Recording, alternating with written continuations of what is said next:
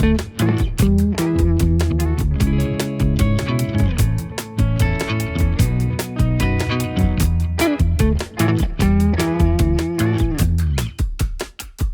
you know that light can have a huge impact on our body and health?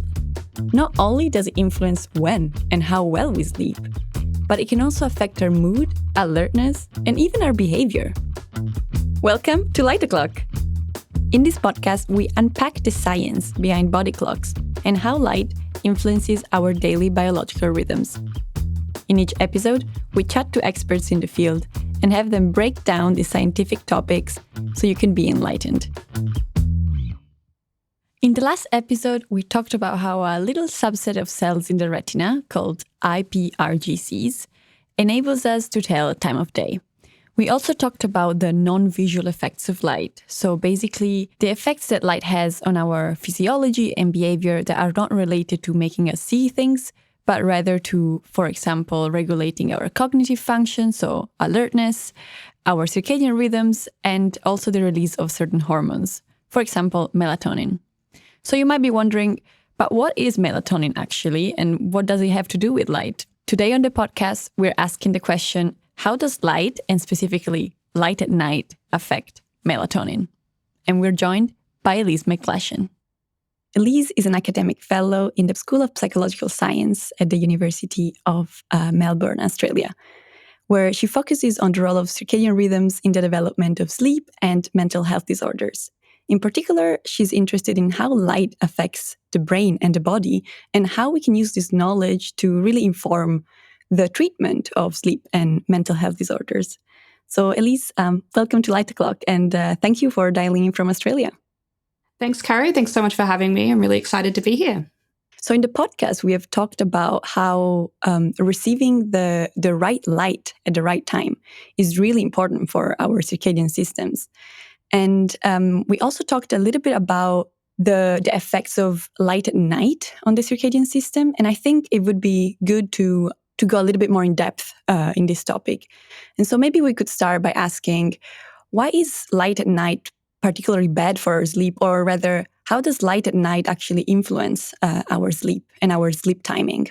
Yeah, it's a really good question. So I think there are probably three main ways that we can think about light at night impacting our sleep, which does feel like a lot of ways, but it is a pretty significant factor. So I think you've already spoken a little bit on the podcast about the impact of light on the timing of our clock. So if we get light at inappropriate times, it might shift the timing of our clock, and that can make it tricky to get to sleep at the time that we want to.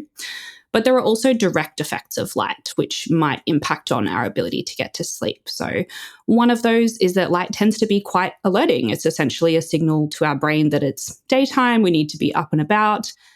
Historically, we should be out hunter-gathering or finding resources, those kinds of things, building our communities.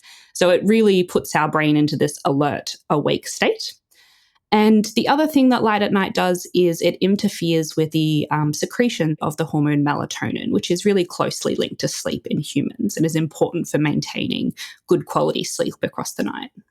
So talking about this hormone melatonin, this is really where we want to go in depth today, because this came up in previous episodes of the podcast as well. And I think listeners also have heard this word, or like this hormone melatonin, a couple of times. So let's talk a little bit about what it is and maybe where it's produced. Yeah, absolutely. So as we've said, melatonin is a hormone that's produced by the body. It's actually produced in the pineal gland in the brain. And melatonin has a really strong, what we call circadian rhythm. So I think we've talked about the circadian clock and rhythms a little bit before. They're 24-hour rhythms, so rhythms that occur on a regular basis across a 24-hour cycle. So as I said, melatonin does have a really strong circadian rhythm, and it's probably one of the most commonly studied things and one of the most commonly known about circadian rhythms in, I guess, by most people in society. What melatonin does for our body is essentially act as a signal for darkness for the brain and body. So often people will think about it as a sleep-related hormone because, sometimes we might take melatonin supplements to help with our sleep. And in general, melatonin is produced in the evening or across the night. We'll talk about that in a little bit as well. But really what it is a signal for the brain and body that it is nighttime and that it is dark out. I make that distinction there because melatonin is actually produced by other animals as well, not just humans. So if we take the example of rodents, many of whom are nocturnal, so meaning they're active in the nighttime, they actually also produce melatonin at night, just like humans do. But for rodents, melatonin is actually associated with really high levels of activity and being awake. So even though for humans it tends to be associated with sleep, that's really just because darkness or nighttime for humans means sleep, whereas darkness or nighttime for rodents can mean it's time to actually be awake and be out and running about. We start to produce melatonin just before we go to bed, right? Or like when do humans start to produce this hormone?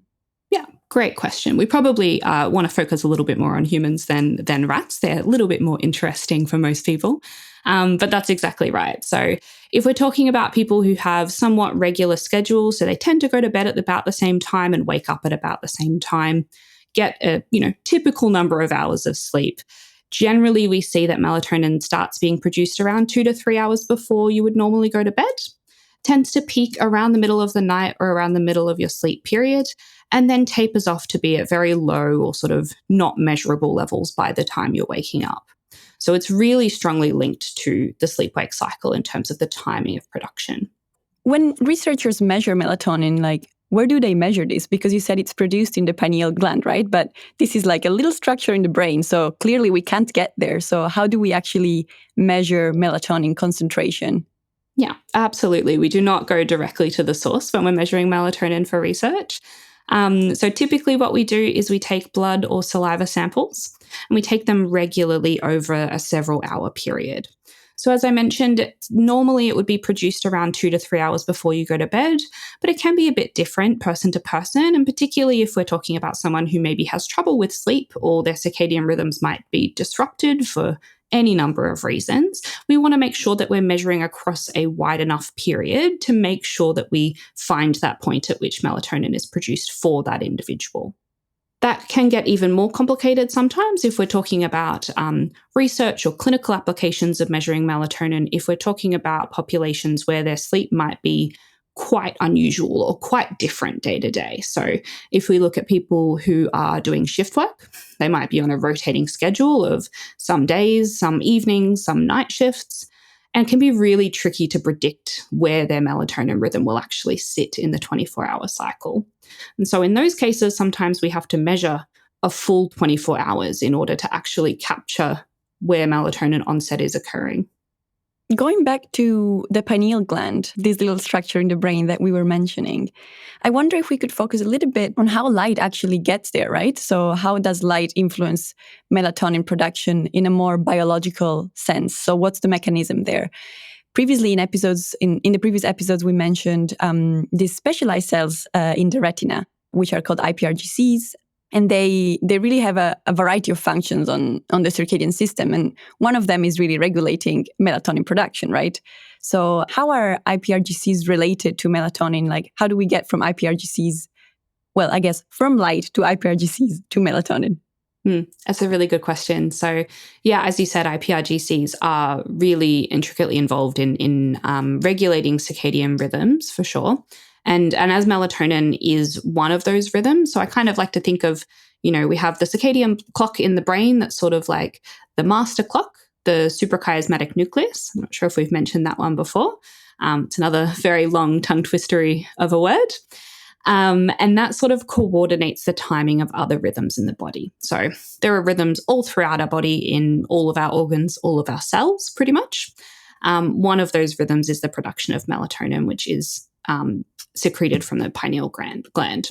And so what happens is the iPRGCs project from the eye to the SCN, or the suprachiasmatic nucleus, which is the master clock.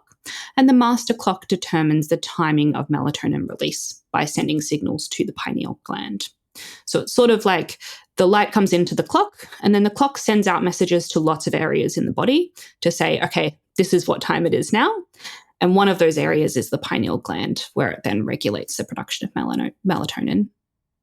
Thank you. Beautiful summary. You did the job for me. Going back to the first question that I asked you, if we're exposed to light at night, How does that influence melatonin production? So would we see like a difference in the onset, in the concentration? How does light actually affect the concentration of melatonin? A really good question. So, there's kind of two main ways that light will affect melatonin production. So, the first is what we've just spoken about, where IPRGCs project to the SCN, and then the SCN helps determine the timing of melatonin production. So, when we're exposed to light at night, particularly if it's on a regular basis, what happens is on subsequent days, our clock adjusts its timing because what we're really saying to our body when we expose ourselves to light at night is basically, you're wrong. It's not nighttime.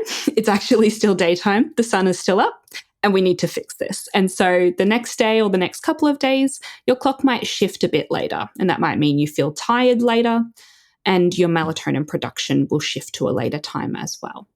So that's sort of the indirect pathway, I suppose, by influencing the timing of melatonin production. The second way is that there is a direct effect of light on melatonin production as well. So, as we were saying earlier, melatonin is sort of like your body's internal signal for darkness, tells your brain and body that it's dark, it's nighttime, and it's time to get ready for sleep, in humans at least. So, when our brain receives conflicting messages from the eye of actually, no, there is still light around, it's still daytime, what happens is the production of melatonin is actually reduced, and we call that melatonin suppression. So, the production is suppressed. And you'll see lower levels when you try and measure melatonin under bright light conditions.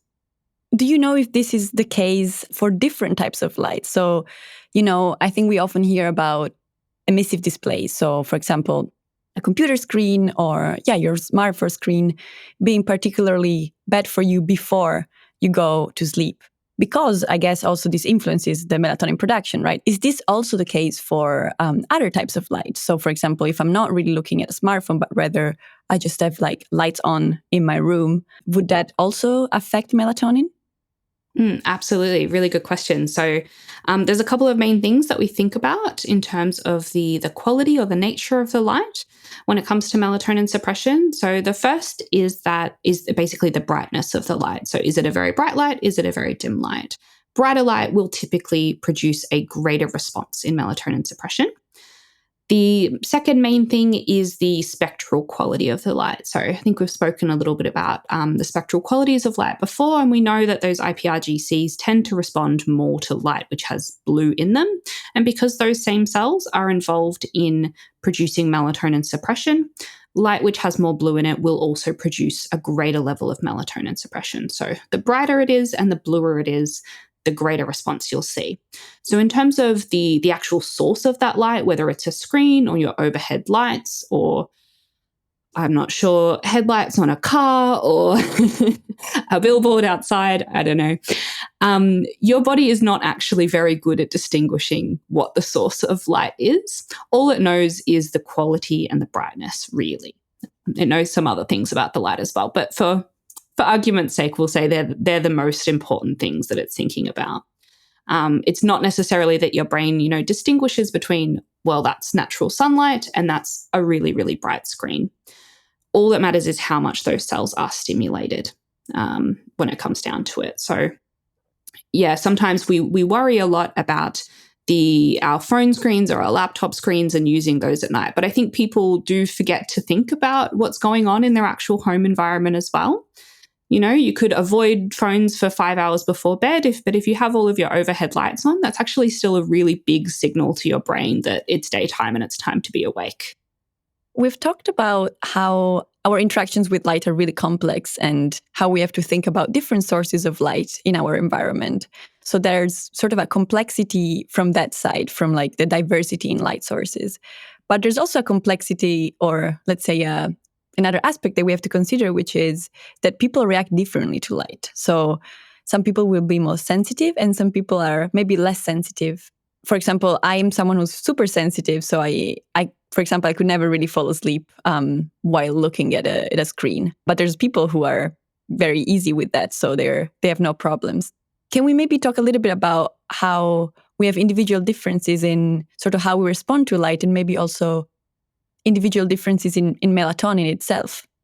Yeah, absolutely. So, yeah, you're right. I mean, I think we all know anecdotally that light doesn't seem to affect us all in the same way. For some people, they can fall asleep watching the TV. And for others, they could have their phone on the dimmest possible setting, put it away 2 hours before bed, and they still might have trouble getting off to sleep. So we know anecdotally that is true, but we also have some evidence to support that fact. So when we look at, say, melatonin suppression, so looking at the degree to which melatonin is suppressed, which is a common thing that we measure in the lab to get an idea of how sensitive to light someone might be.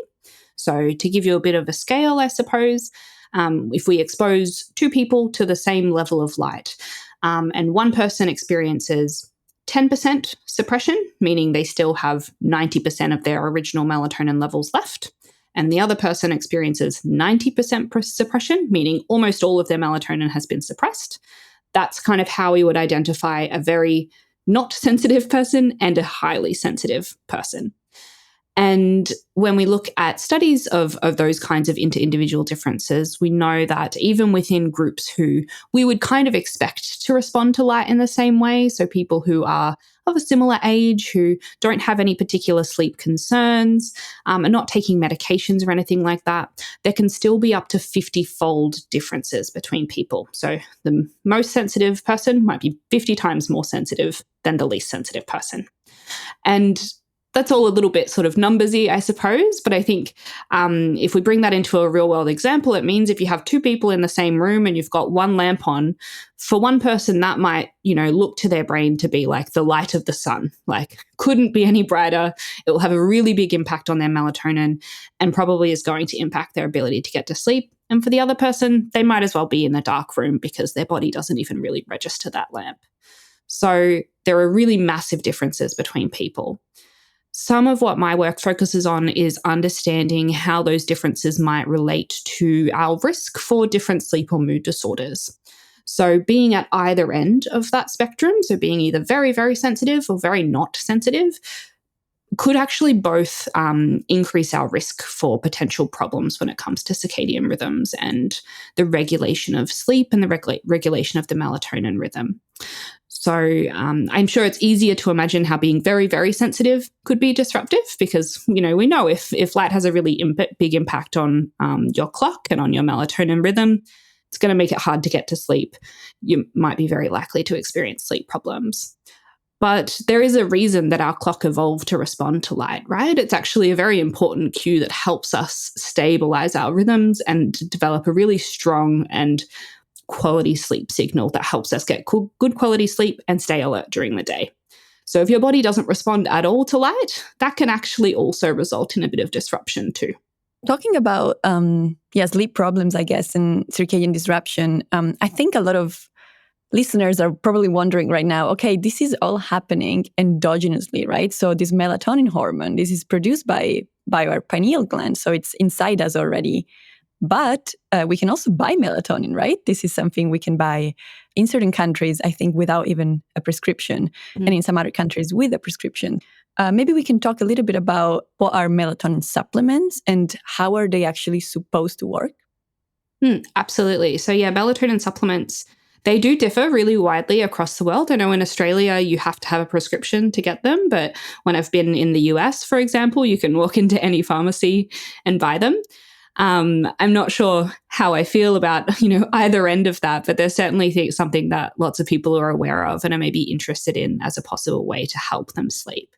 And given all that we've spoken about how suppressing your melatonin might make it more tricky to get to sleep, it might shift your circadian rhythm, it seems like sort of an intuitive solution, I suppose, like, okay, my melatonin is suppressed, I'll take a supplement. But they're maybe not quite the easy fix that people hope that they are, or maybe wish that they were. So melatonin supplements can be really helpful for shifting circadian timing, so shifting the timing of the circadian clock. So for example, perhaps to be used to adjust to jet lag, or sometimes they might be used to help people adjust to shift work. And they can be quite effective at shifting that timing.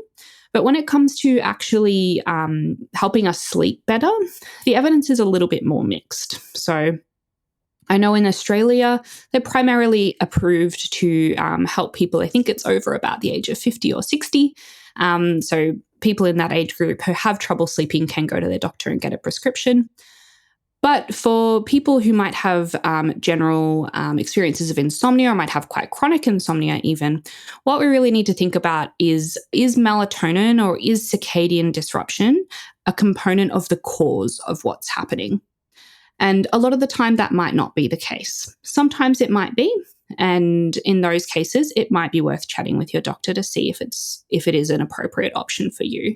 But oftentimes people can experience insomnia for a range of different reasons. And taking a melatonin supplement is not necessarily going to help if problems with circadian timing are not the root cause of those sleep problems. Does that make sense? Yeah, that makes a lot of sense. I mean, sleep problems are caused by many reasons, right? So there might be stress, anxiety, and other mental health things that might be causing sleep problems. Absolutely. And I think it's important to know that, particularly in the US, say where melatonin supplements are really readily available, they can be available in quite high doses.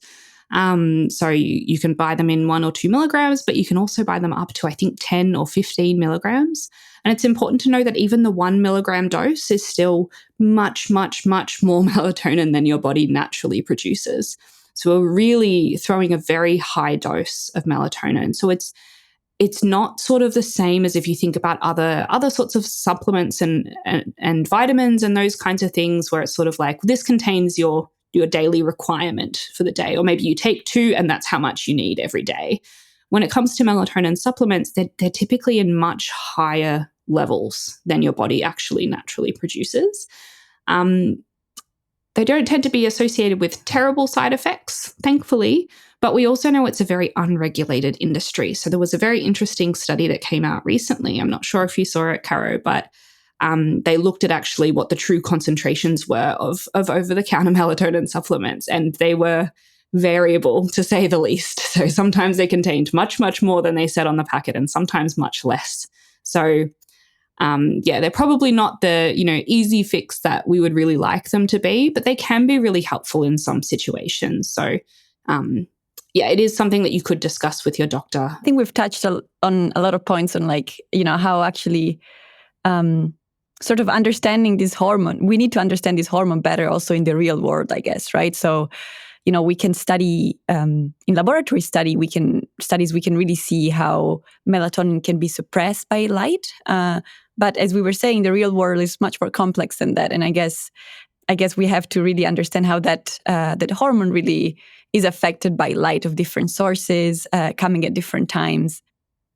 Absolutely. And I think also it's really exciting to see all of the new sort of technology that's coming out to help us create, healthy light environments. I think filters on the phones and laptops is like a really good thing that's become sort of a standard, and it's becoming much more common to see like adjustable or smart lighting that's becoming more accessible as well, so that, we can adjust our home lighting to make sure that it is not having these negative effects on our sleep and on our melatonin rhythm as well. And I really look forward to seeing where that goes in the coming years.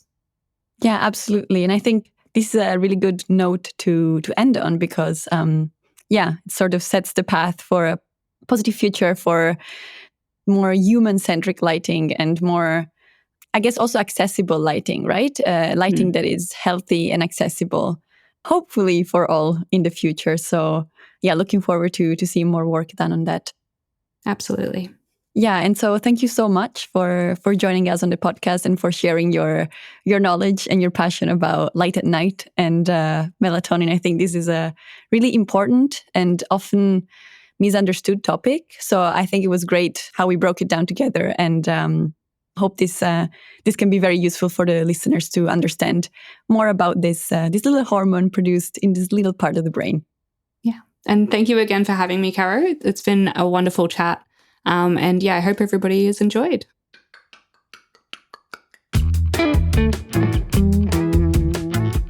Many thanks to Elise for joining us for this episode of Light O'Clock.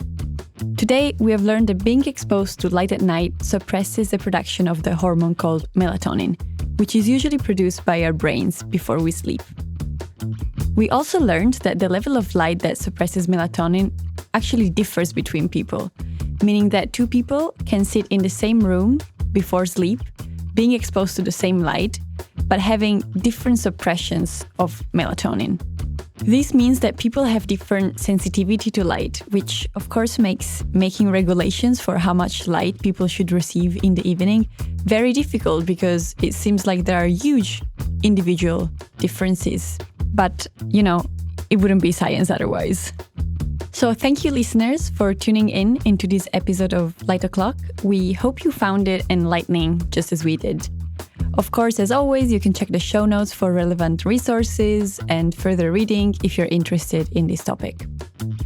For any other questions and feedback, we remain at your disposal. You can reach us at our email, which is listed at the end of the show notes.